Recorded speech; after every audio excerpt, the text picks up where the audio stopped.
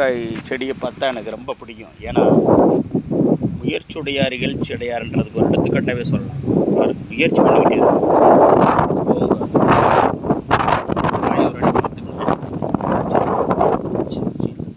ஆனால் அது மேலே போய் ஒரு வாத்து மேலேயோ மரத்து மேலேயோ மேலே போனால் நல்லா காய்க்கும் ஈஸியாக. அதுக்காக முயற்சி பண்ணி இந்த வேரை விதை வச்சுட்டு முன்னாடி பிடிச்சிட்டே போகும்.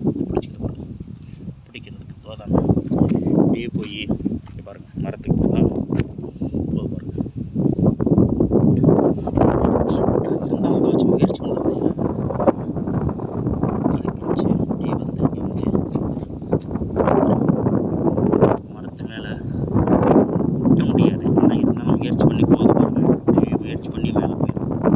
இது அங்கே பெருசாக வந்தால் அந்த நெத்து பீர்க்கங்காய் வந்து அந்த காய் பெருசாக அந்த நெத்தை வச்சுருக்காங்க. இதை வச்சு விதைய எடுத்து தான் அந்த பீர்க்கங்காய் முயற்சி பண்ணி போகுது பாருங்கள். இப்படி தாங்க வாழ்க்கையில் முயற்சி பண்ணி போயிட்டே இருக்கணுங்க. எதுவுமே முயற்சி பண்ணி செஞ்சு பார்க்கணும். கிடைக்கல ரெண்டாவது பக்கம். முயற்சியுடையார் இகழ்ச்சி அடையார்ன்றது உண்மைதான். முயற்சி பண்ணால் தான் கிடைக்கும். எதுவுமே பீர்க்கங்காய் செடி தான் எனக்கு ஒரு எப்பயுமே உற்சாகத்தை கொடுக்கும். பார்த்தாலே அப்படி நல்லா தொத்துறது ஏதாவது இடம் கிடைச்சா தொத்தி மேலே போயிடும். யாராவது ஹெல்ப்புக்கு ஆள் கிடைச்சாங்கன்னா அதை வச்சு வாழ்க்கையில் முன்னேறி போகிறது எடுத்துக்காட்டு தான்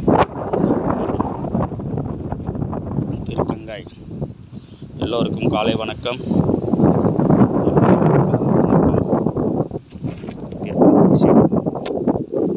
வயலோரம் வரப்பு ஓரம் போட்டாங்கன்னா நல்லா காய்ச்சிரும்.